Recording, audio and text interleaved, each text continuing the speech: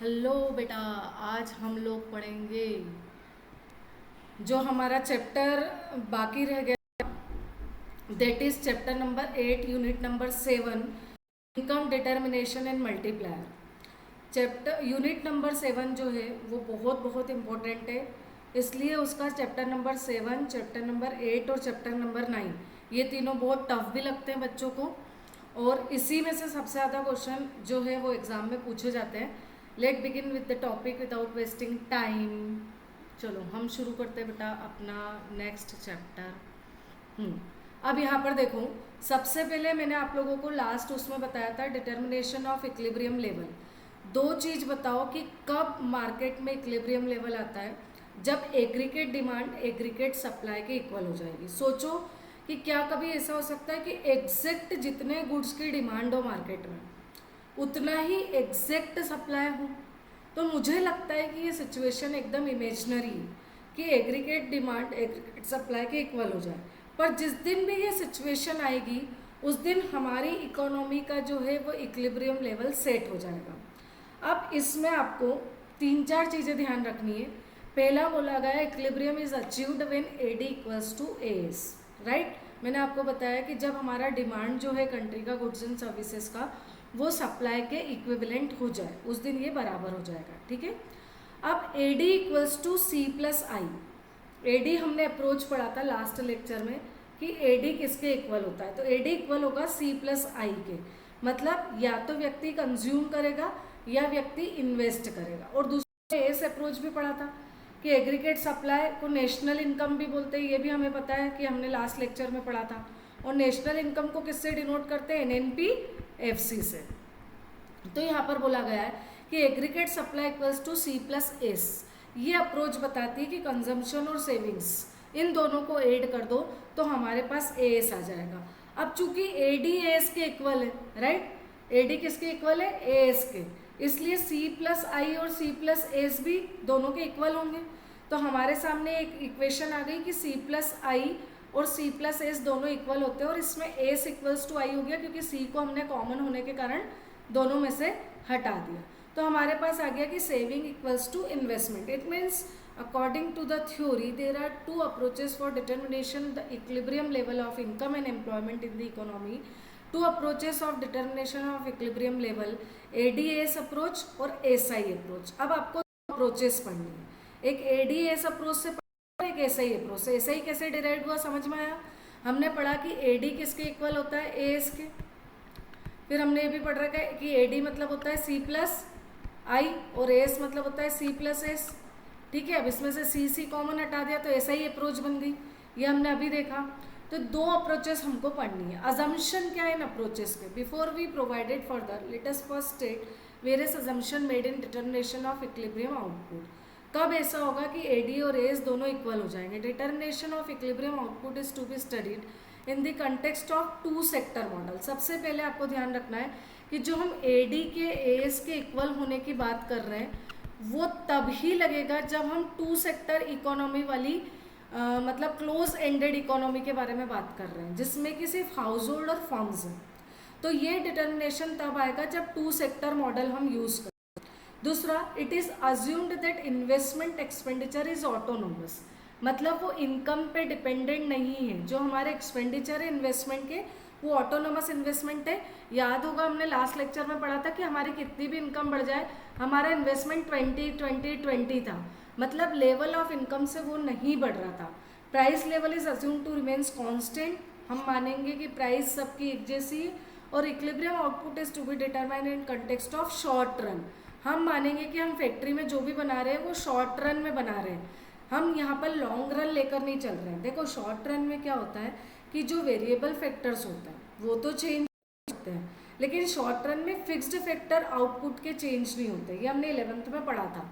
देखो जब short run होता है, शॉर्ट रन में हम लेबर अरेंज कर सकते हैं, क्या रातों रात नई फैक्ट्री बना सकते हैं, नहीं। इसका मतलब शॉर्ट रन में हम क्या करते हैं कि यहाँ पर हमारे लेबर या वेरिएबल फैक्टर्स तो हम इंक्रीज डिक्रीज करते हैं, पर हम दूसरे फैक्टर को इंक्रीज डिक्रीज नहीं कर पाते हैं।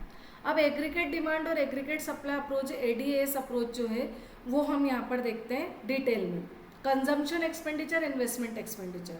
एग्रीगेट डिमांड, एग्रीगेट सप्लाई, तो यहाँ पर कंजम्पशन एक्सपेंडिचर है और सी प्लस आई वाली एडीएस में, ठीक है। तो सी मतलब हम लोगों ने पढ़ा था कि सी का मतलब होता है कि जैसे जैसे कंजम्पशन इंक्रीज होता है तो वो किस पे डिपेंड करता है, इनकम पर, क्योंकि जब तक इनकम नहीं बढ़ेगी कंजम्पशन एक्सपेंडिचर भी नहीं बढ़ेंगे। तो दो कंपोनेंट्स होते हैं एडीएस अप्रोच के, सी और आई। आई में क्या बोल रहे हैं कि जो इन्वेस्टमेंट है वो ऑटोनोमस है, हमने पहले ही बात कर ली कि वो लेवल ऑफ इनकम पर डिपेंड नहीं करेगा क्योंकि वो ऑटोनोमस इन्वेस्टमेंट है। तो टू कंपोनेंट्स हुए सी प्लस आई, सी मतलब कंजम्पशन एक्सपेंडिचर, आई मतलब इन्वेस्टमेंट एक्सपेंडिचर। लेकिन याद रखना कंजम्पशन एक्सपेंडिचर इनकम के बढ़ने के साथ बढ़ता है, लेकिन इन्वेस्टमेंट एक्सपेंडिचर चूंकि ऑटोनोमस है इसलिए वो लेवल ऑफ इनकम पर डिपेंड नहीं करेगा। तो सी प्लस आई का इनकम डिटर्मिनेशन एनालिसिस को बताता है और aggregate supplies total output of goods and services national income होती है। हमें पता है कि एएस को हमने किसके इक्विवेलेंट माना था, नेशनल इनकम के, और वाई से डिनोट करा था, ठीक है। अब उसके बाद में एस अप्रोच जो है वो सी प्लस एस की बात करती है, एक बात करती है सी प्लस आई की और एस किसकी बात करता है, सी प्लस एस की, ठीक है। तो हमें अपनी टेबल याद होगी पुरानी वाली, देखो एम्प्लॉयमेंट है, इनकम है, इनकम हमने 100-200 ऐसे सब ले ली थी और कंजम्पशन को हमने 80-80 के डिफरेंसेस में लिया था। यहाँ पर कंजम्पशन 80-80 के डिफरेंसेस पे था। चूँकि यहाँ पर सेविंग भी लेना है, इन्वेस्टमेंट भी लेना है, एडी भी निकालना है, एएस भी निकालना है। अब देखो कहाँ ऐसा हो रहा है जहाँ पर सी प्लस आई सी प्लस एस के इक्वल हो रहा है, 400-400 है ना, मतलब यहाँ पर एडी और एएस दोनों क्या हो चुके हैं, इक्वल हो चुके हैं, ठीक है। चलो आगे बढ़ते हैं। तो हमें इस टेबल से यही प्रूव करना था कि देखो यहाँ स्टार्टिंग में डिमांड ज़्यादा है और एग्रीगेट सप्लाई कम है, क्योंकि एडी 80 और सप्लाई कितना है 0, डिमांड ज़्यादा और सप्लाई कम है। लेकिन नीचे आके देखो, नीचे क्या हुआ, डिमांड कम थी लेकिन सप्लाई बढ़ गया था। अभी देखो हाल फिलहाल में जो कंडीशन आ रही है हमारे जो गैस सिलेंडर के कारण, आपको पता है प्रेजेंट सिनेरियो में गैस सिलेंडर का बहुत क्राइसिस चल रहा है, तो डिमांड तो बहुत ज़्यादा है लेकिन सप्लाई एकदम से कम है, तो वो ऊपर वाले सेगमेंट में आएगी। अब यहाँ पर देखो equilibrium point, because as this point level is desire spending on consumption and investment exactly equal to level of output. जितना लोग कंज्यूम कर रहे हैं, जितना इन्वेस्ट कर रहे हैं ना, उतना ही हम बना रहे हैं, मतलब जो हमारी डिमांड है उतना ही हमारा सप्लाई है ई पॉइंट पर। फिर उसके बाद में आगे देखते हैं, ये ई पॉइंट आ गया आपका। हमको इनकम का अच्छे से याद है कि 45 डिग्री एंगल पर इनकम का ग्राफ रहता है। एडी और एएस अप्रोच जो रहती है उसमें हमारा जो कंजम्पशन वाला ग्राफ है वो आपको पता होना चाहिए कि कंजम्पशन कभी भी 0 से शुरू नहीं होता है क्योंकि ऑटोनोमस कंजम्पशन होता है, और नीचे यहाँ पर ऑटोनोमस कंजम्पशन सी बार होता है और एक सी होता है। तो AD equals to C plus I होता है, जिस सी में ऑटोनोमस कंजम्पशन भी इंक्लूडेड रहता है। और हमारा आई वाला ग्राफ यहाँ पर नहीं दिया है, पर आप लोगों को याद दिलाने के लिए बता दूं कि कुछ इस तरीके से एक्स एक्सेस के पैरेलल पर आता है। तो यहाँ सी प्लस आई करेंगे तो ये हमारा एडी बन जाएगा। ग्राफ हमने बहुत बार प्लॉट करा है, आपको एग्जाम में इसको कैसे प्लॉट करना है ये बिल्कुल रफली जैसे मैं आपको बता रही हूँ, 45 डिग्री का एंगल ले लेना, यहाँ पर सी पॉइंट ड्रॉप कर देना, यहाँ पे सी बार जो ऑटोनोमस कंजम्पशन का है, इसके नीचे इन्वेस्टमेंट का आ जाएगा और यहाँ पर आपका 0, ठीक है। अब आपका ग्राफ जो है वो यहाँ का ये सी बार वाला ग्राफ कुछ ऐसे जाएगा और जहाँ पर इंटरसेक्ट उस पॉइंट को ऐसे नीचे ले आना, ये आपका इक्विलिब्रियम हो गया। ऐसा माना जाएगा कि यहाँ पर AD इक्वल्स टू AS, ये आपको रफली बना कर आना है। When AD is more than AS, क्या होगा कि जब डिमांड ज़्यादा हो और सप्लाई कम हो तो 45 डिग्री से ऊपर जाएगा, मतलब consumer and firms together would be buying more and more goods. बहुत ज़्यादा गुड्स की डिमांड आ रही है, लोग बहुत ज़्यादा गुड्स खरीद रहे हैं और हमारे पास इतना सप्लाई नहीं है। अब जब हमारे पास डिमांड रहेगी और सप्लाई नहीं होगा तो इन्वेंट्री मतलब स्टॉक को मेंटेन करने के लिए फर्म क्या करेगी, अपना प्रोडक्शन इंक्रीज कर देगी क्योंकि उसको स्टॉक या लेवल ऑफ इनकम को बढ़ाना है। When AD is less then AS, जब AD AS से कम होगा मतलब डिमांड कम है और सप्लाई ज़्यादा है, it means consumer firms together would be buying lesser goods and services, है ना। तो फिर जो प्रोडक्शन यूनिट से वो डीमोरलाइज हो जाएगी, डीमोटिवेटेड हो जाएगी और वो क्या करेगी, प्लान इन्वेंट्री को यहाँ पर जो अपनी प्लान इन्वेंट्री जो पहले से वो ज़्यादा बढ़ जाएगी और इन्वेंट्री चूंकि यूजलेस पड़ी रहेगी क्योंकि डिमांड तो है ही नहीं, इसलिए प्रोडक्शन यूनिट डीमोरलाइज होकर अपना प्रोडक्शन पहले से कम कर देगी, ठीक है, और इनकम लेवल भी कम हो जाएंगे इस कारण से। अब सेकेंड अप्रोच देखो, एडीएस को फिर से रिवाइज करते हैं। एडीएस में हमने पढ़ा कि एडी हमेशा एस के अगर इक्वल होता है तो उसे इक्विलिब्रियम पॉइंट बोला जाता है। एडी का मतलब होता है सी प्लस आई और एस का मतलब होता है सी प्लस एस, ठीक है। अब उसके बाद एग्रीगेट डिमांड और एग्रीगेट सप्लाई अगर कम ज़्यादा होती है तो क्या होता है, अगर एग्रीगेट डिमांड ज़्यादा है और एग्रीगेट सप्लाई कम है तो प्रोडक्शन यूनिट बोलेगी कि यार डिमांड ज़्यादा और गुड्स बनाओ, तो अपनी प्लान इन्वेंट्री से ज़्यादा गुड्स बनाने की कोशिश करेगी। ऑन दी अदर हैंड अगर उसकी डिमांड ही नहीं है तो जो प्लान इन्वेंट्री वो यूजलेस पड़ी रहेगी, ठीक है, तो इनकम लेवल कम हो जाएगा और वो प्रोडक्शन यूनिट अपना प्रोडक्शन जो है वो रोक देगी। सेविंग इन्वेस्टमेंट अप्रोच मतलब एसआई अप्रोच। एसआई अप्रोच के बारे में हम बताते हैं कि किसके ऊपर कॉन्सेंट्रेट करती है, सेविंग और इन्वेस्टमेंट के ऊपर।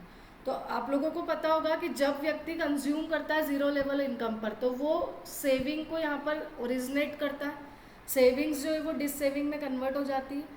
अब देखो सेविंग अगर कम है और इन्वेस्टमेंट ज़्यादा है तो हमें यहाँ पे दो ग्राफ बनाने हैं। कौन सा वाला, एक एडीएस अप्रोच वाला ग्राफ तो अभी अभी आपने देखा, और इसी से हमने सेविंग को डेरिवेट किया था लास्ट चैप्टर में। कैसे डेरिवेट किया था कि सेविंग का ग्राफ हमेशा जीरो से नीचे की साइड बनता है, देखो क्योंकि वो माइनस में जा रही है सेविंग, तो ये जीरो के नीचे से बाइसेक्ट करेगा। का ऑटोनोमस इन्वेस्टमेंट हो गया, जो एक्सेस के पैरेलल में ये ऑटोनोमस इन्वेस्टमेंट हो गया, ठीक है। अब ये सेविंग का ग्राफ है और ये इन्वेस्टमेंट का ग्राफ है, जहाँ बाइसेक्ट कर रहा है उसको ई बोल दिया। एक ई हमारा लास्ट वाले ग्राफ में था, इन दोनों को हमने यहाँ से यहाँ तक ऐड कर दिया तो ये हमारा डेरिवेशन हो गया एसआई अप्रोच का, ठीक है। अब इससे क्या डेरिवेट होता है, थ्योरी क्या बोलती है, it means that households are not consuming as much as the firm expected them to, as a result the inventory rises about the desire level. अगर प्लान सेविंग ज़्यादा है, समझ रहे हो बात को, सेविंग्स ज़्यादा हो गई है किससे, इन्वेस्टमेंट से, इसका मतलब है कि लोग सेव ज़्यादा कर रहे हैं, कंज्यूम ही नहीं कर रहे हैं। जब लोग कंज्यूम ही नहीं करेंगे तो गुड्स एंड सर्विसेज की डिमांड नहीं आएगी, जब गुड्स एंड सर्विसेज की डिमांड नहीं आएगी जो ऑलरेडी इन्वेंट्री में पड़ा हुआ है वो वेस्ट होने लगेगा।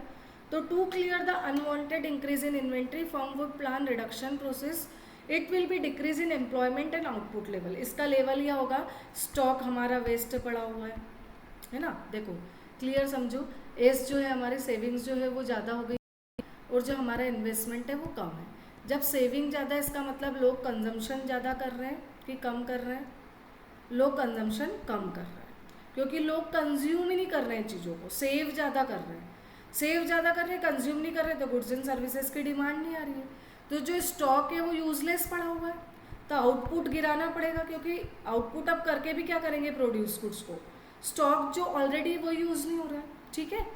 अब नेक्स्ट पर आते हैं, saving is less than investment, saving is less than the planned investment before point E, it means that are consuming more in saving, less than wants of fund expected to as would inventory would fall below the desired level, inventory back to desired level, firm would plan to increase the production। अगर जो हमारी savings है वो कम है और investment ज़्यादा है, saving कम है और इन्वेस्टमेंट ज़्यादा है, इसका मतलब लोग सेव ही नहीं कर रहे हैं, मतलब लोग ज़्यादा से ज़्यादा क्या कर रहे हैं, कंज्यूम कर रहे हैं, कंजम्पशन बढ़ रहा है। जैसे ही कंजम्पशन बढ़ेगा फैक्ट्री वालों को और गुड्स बनाने पड़ेंगे, तो और गुड्स बनाएंगे तो इन्वेंट्री इंक्रीज होगी, इन्वेंट्री लेवल इंक्रीज करना पड़ेगा गुड्स बनाकर, और फिर लेवल ऑफ इनकम और आउटपुट का लेवल और एम्प्लॉयमेंट, आउटपुट इनकम और एम्प्लॉयमेंट तीनों का लेवल क्या होगा, इसके साथ में बढ़ जाएगा, ठीक है। अब आता है हमारा इक्विलिब्रियम लेवल। इक्विलिब्रियम लेवल में देखो क्या दिया हुआ है, ये दो ग्राफ है ना। अब इस ग्राफ में देखो दोनों ग्राफ क्लियरली स्पेसिफाइड कर रहे हैं, एक फुल एम्प्लॉयमेंट इक्विलिब्रियम लेवल होता है ना, और इसमें क्या होता है, क्या ज़्यादा होता है और क्या कम होता है हम देखते हैं। फुल एम्प्लॉयमेंट की जो सिचुएशन है वो हमें कहीं ना कहीं बताती है कि भाई देखो एक्स एक्सिस पर हमारी इनकम है, आउटपुट है और एम्प्लॉयमेंट है, और यहाँ वाई एक्सिस पर क्या है, हमारी एग्रीगेट डिमांड है। इसका मतलब जितनी मार्केट में डिमांड है एग्जैक्टली हमको उतना ही सप्लाई करना है, तो हम उतना ही गुड्स बना रहे हैं जितनी मार्केट में डिमांड है। मतलब ये कौन सी वाली चीज़ हो गई कि aggregate demand equals to aggregate supply. तो यहाँ इक्विलिब्रियम वाला जो ग्राफ हमने पढ़ा था एडी वाला, ये सी पॉइंट है कंजम्पशन का, और ये हमारे यहाँ पर ग्राफ जा रहा है और ये ग्राफ यहाँ से इसको इंटरसेक्ट कर रहा है। ये हमारा इनकम वाला ग्राफ है, उसको हमने इसे मिला दिया। ठीक है, तो हमारी इनकम 45 डिग्री पर है, ये वाई का ग्राफ है इनकम का, और ये एडी का ग्राफ है। तो एडी और वाई का ग्राफ जहाँ पर इंटरसेक्ट कर रहा है उसको हमने ई बोल दिया, और ये नीचे तक आ रहा है, इसको यहाँ पे जोड़ दिया। फुल एम्प्लॉयमेंट मतलब सपोज कि हमें आउटपुट करना है 200 चेयर का, है ना, हमारा आउटपुट कितना है 200 चेयर का, तो हमने 200 लेबर लगा रखे। एम्प्लॉयमेंट कितना है 200 लेबर का, और डिमांड भी उतनी ही है, तो जितने हमारे पास एम्प्लॉय है वो फुल्ली एम्प्लॉयड है, तो ये फुल एम्प्लॉयमेंट इक्विलिब्रियम कहलाएगा। ठीक है, फिर उसके बाद में कौन सा वाला इक्विलिब्रियम है, सेकेंड वाला, जिसमें देखो एम्प्लॉयमेंट इक्विलिब्रियम से थोड़ा नीचे आ गया क्योंकि अंडर एम्प्लॉयमेंट सिचुएशन को बता रहा है। ये देखो, ये आपकी डिमांड पहले से कम हो गई, तो आपके जो 200 मजदूर अभी तक लगे हुए थे ना, वो भी आपने कम कर दिए, मतलब आपका जो एम्प्लॉयमेंट है वो यहाँ से शिफ्ट होकर इधर आ गया है। तो आपकी डिमांड कम हुई तो आपका एम्प्लॉयमेंट भी कम हो गया। इसका मतलब जो एडी ग्राफ है वो तो आपका ये रहा, एडी ग्राफ नीचे शिफ्ट हो जाएगा, और इसको इनकम पे जहाँ जहाँ पर वो होगा उसको एक ई और एक इवन पॉइंट बोल देंगे, और इन दोनों को यहाँ से ऐसे ऐड कर देंगे। समझ में ही बात। चूँकि आपका एम्प्लॉयमेंट कम हो रहा है इसलिए राइट से लेफ्ट में शिफ्ट होगा, डिमांड कम हो रही है तो वो डाउनवर्ड जाएगी, मतलब ऊपर से कहाँ आ गई वो नीचे। When saving is less than investment, जब सेविंग किससे कम हो रही है बेटा, इन्वेस्टमेंट से कम हो रही है। तो इस सिचुएशन में मैंने आपको बताया कि सेविंग कम है, मतलब लोग सेव करना पसंद ही नहीं कर रहे। आजकल हमारे इंडिया में सेम यही हो रहा है, अगर 200 रुपये आज कमाए तो चलो 200 रुपये की पार्टी करते हैं, तो सेविंग्स कम हो रही है। ठीक है, और इन्वेस्टमेंट बढ़ रहे हैं, क्योंकि जब काम धंधा मिलेगा तो लोग नए बिजनेस खोलेंगे क्योंकि कंजम्पशन आ रहा है। ठीक है, तो इन्वेस्टमेंट बढ़ रहा है, सेविंग कम है, तो लोग फिर डिज़ायर्ड लेवल से ज़्यादा बनाने की कोशिश करेंगे क्योंकि कंजम्पशन अप्रोच आ गई है, तो ये फिर कहीं ना कहीं आउटपुट को बढ़ाएगा। तो इक्विलिब्रियम लेवल 3 तरह के, full employment, under employment. Full employment अभी हमने समझ लिया, ये अंडर एम्प्लॉयमेंट सिचुएशन थी जो हमने अभी समझी। और तीसरा आता है ओवर फुल एम्प्लॉयमेंट, ये कोविड की सिचुएशन है बेटा। कोविड में क्या हुआ था, एकदम से सैनिटाइजर का डिमांड बढ़ गया था, तो देखो एडी का जो ग्राफ है वो सी था, और यहाँ पर ये शुरू हो गया, मतलब इससे ऊपर शिफ्ट हो गया, तो एडी का ग्राफ क्या हो गया, पहले से अपवर्ड शिफ्टिंग पर है। ये इसके पैरेलल तुमको एक यहाँ पर एडी का ग्राफ बताना पड़ेगा क्योंकि डिमांड बढ़ रही है सैनिटाइजर की।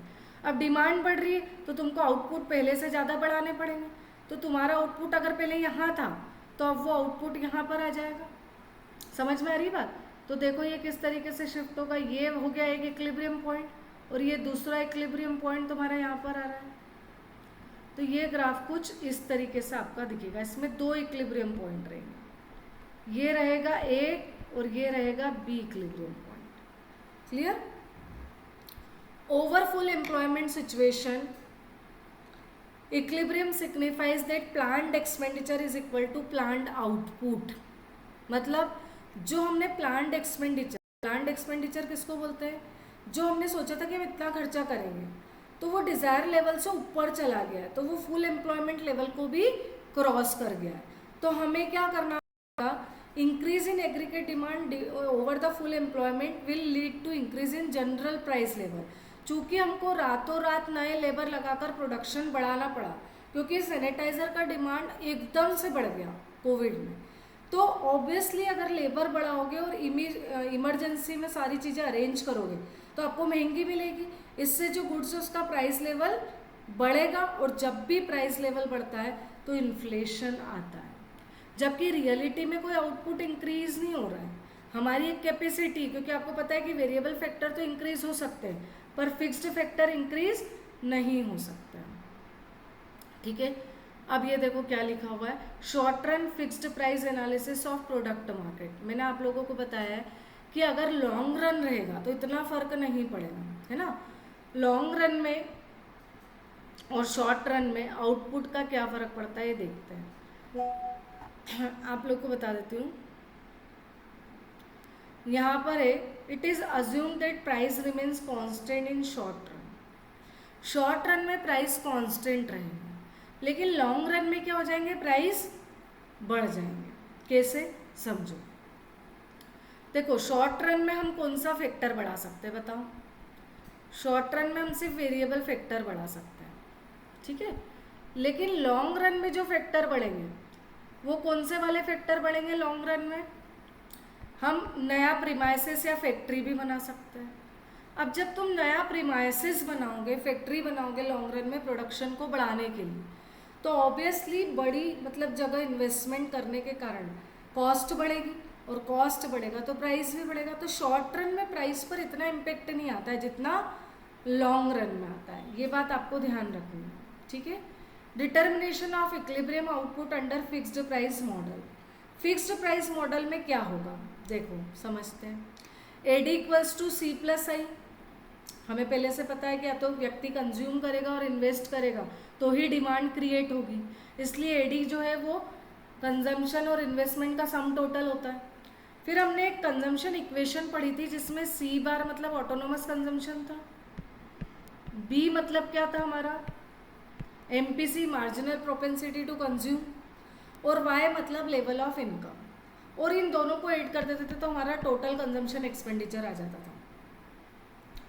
अब यहाँ पर ये बोल रहे हैं कि AD equals to C bar plus BY plus I, मतलब अगर हम कंजम्पशन और इन्वेस्टमेंट चूंकि AD में कौन सा वाला है हमने पहले ही अजम्पशन में पढ़ा है, ऑटोनोमस इन्वेस्टमेंट है जो लेवल ऑफ इनकम के साथ नहीं बढ़ता है, इसलिए I के ऊपर हमको I बार लगाना पड़ रहा है।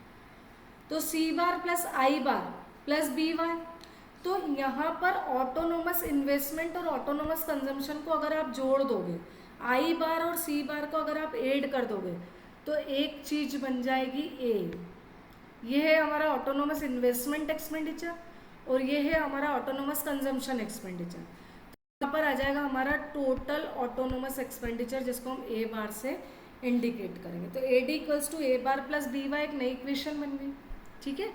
अब देखो यहाँ पर एग्रीगेट डिमांड है, इनकम और आउटपुट है, और आपको जैसे पहले ग्राफ बताया था वैसा ही है, बस इनकम पहले से बढ़ गई है तो हमारा एक्सपेंडिचर भी बढ़ा है। देखो ये डिमांड बढ़ी, ए बढ़ा, मतलब ए के अंदर क्या क्या है मैंने आपको अभी बताया, ए बार के अंदर है autonomous investment plus autonomous consumption.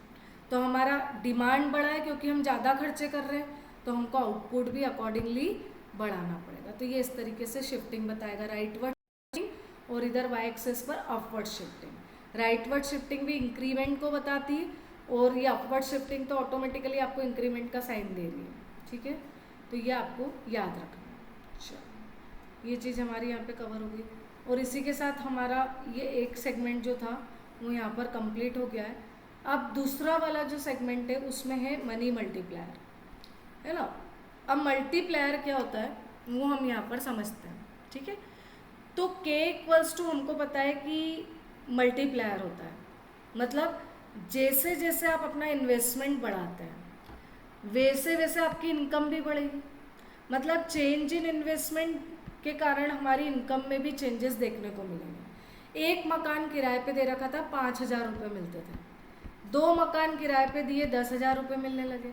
मतलब आपने नए मकान बनाए, इन्वेस्टमेंट किया तो आपकी पर मंथ इनकम भी बढ़ गई, तो मल्टीप्लायर हो गया। मतलब आपकी इनकम में मल्टीप्लायर जुड़ गया, आपकी इनकम दिन दुना रात चौगुना बढ़ने लग जाएगी। फिर K equals to 1/1 minus MPC, ठीक है।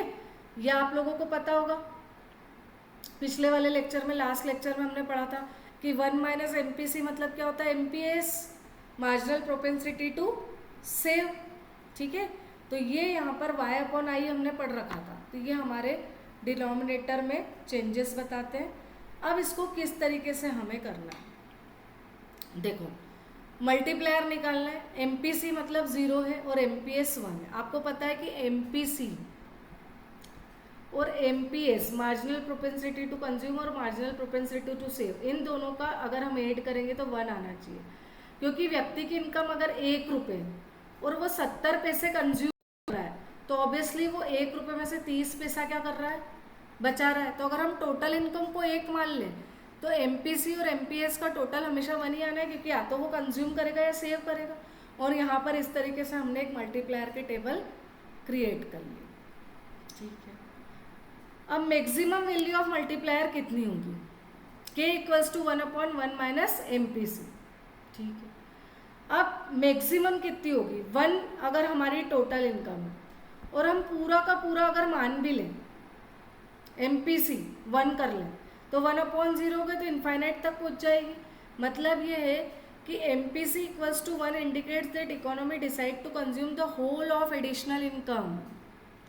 अगर MPC 1 रहता है तो इसका मतलब ये हमारी कंट्री के लोगों ने डिसाइड किया है कि हमारी जितनी भी इनकम है हमको पूरा का पूरा कंज्यूम करना है, क्योंकि MPC का फॉर्मूला आपको याद है ना,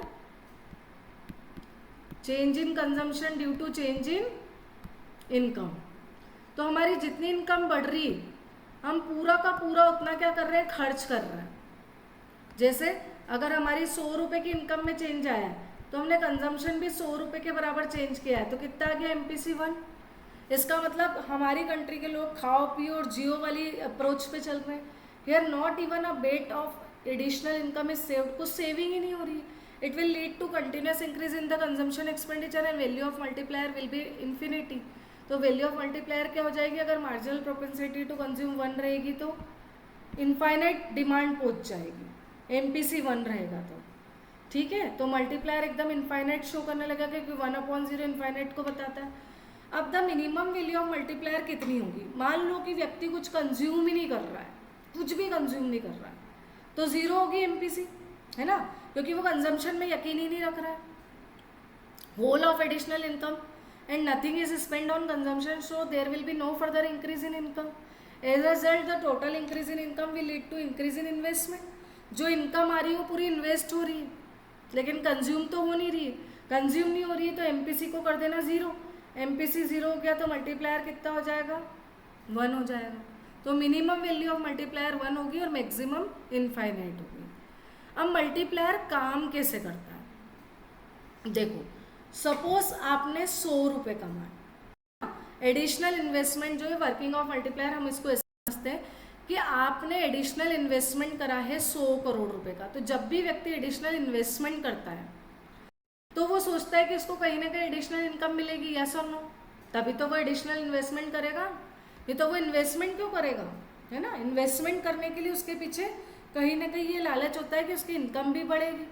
तो the working of multiplier is based on the fact that 1% expenditure is another person income. जो हम इन्वेस्ट कर रहे हैं दूसरे की क्या बन रही इनकम। तो एक था मिस्टर रामलाल, उसने 100 करोड़ रुपए का इन्वेस्टमेंट कर दिया एक फैक्ट्री खोल के। उस फैक्ट्री में जैसे ही 100 करोड़ इन्वेस्ट हुए तो फर्स्ट राउंड में इंक्रीज इन इनकम भी 100 करोड़ के बराबर हो गया, ठीक है। 100 करोड़ रुपए की इनकम इंक्रीज हो गई। अब MPC हमने मान के चला है कि अज्यूम करा है कि जितनी भी एडिशनल इनकम होती है ना उसका 90% लोग कंज्यूम करते हैं। हमने ये अज्यूम करा है, अज्यूमिंग फैक्टर है। तो हमने अज्यूम करा कि 100 करोड़ की इनकम हुई, उसमें से हमने 90% कंज्यूम कर लिया। तो जो हमने कंज्यूम करा है अगेन वो दूसरे की क्या बन जाएगी, इनकम।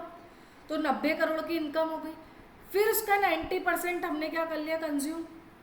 तो दूसरे की इनकम हो गई 81, फिर उसका 90% कंज्यूम। जो हम कंज्यूम करेंगे दूसरे की इनकम बनती जाएगी, फिर वो इनकम वापस कंजम्पशन में कन्वर्ट होगी, फिर वो तीसरे की इनकम।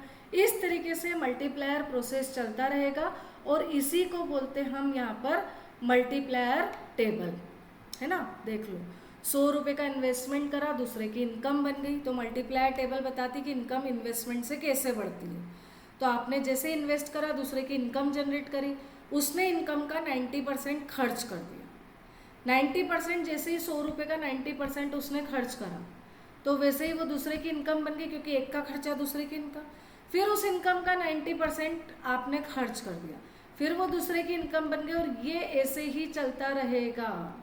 तो मनी मल्टीप्लायर आपका शो हो जाएगा, क्लियर है। और आपको ध्यान रखना है कि मनी मल्टीप्लायर का आपका फॉर्मूला क्या है, K = डेल्टा वाई, क्योंकि इनकम कब बढ़ेगी, जब आपका इन्वेस्टमेंट बढ़ेगा।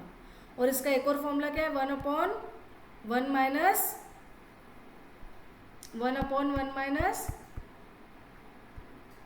MPC या 1/MPS, ये आपका मनी मल्टीप्लायर का फॉर्मूला होगा, ठीक है। मल्टीप्लायर का प्रेजेंटेशन है। ऑब्वियसली भैया जैसे इनकम बढ़ेगी डिमांड बढ़ेगी तो फिर से हमारे पास 2 इक्विलिब्रियम पॉइंट आएंगे, ये राइटवर्ड शिफ्ट होता हुआ और ये अपवर्ड शिफ्टिंग वाला, क्योंकि आउटपुट बढ़ रहा है due to change in investment. हमारी इनकम भी एडिशनली बढ़ रही है। तो हमने जो वो पढ़ा था ना एडिशनल इन्वेस्टमेंट वाला, वो एडिशनल इन्वेस्टमेंट यहाँ पर हो जाएगा, ठीक है। क्लियर हो गया? ठीक है भाई। अब यहाँ पर आपका चैप्टर होता है ख़त्म। आई होप ये चैप्टर आपने अच्छे से एंजॉय किया होगा और खूब अच्छे से समझा होगा। अगर आपको कोई डाउट है तो बेटा वो डाउट आप मुझे कमेंट सेक्शन में बताइएगा। जो भी डाउट होगा हम उस पर एक बार डिस्कशन कर लेंगे। थैंक यू बेटा।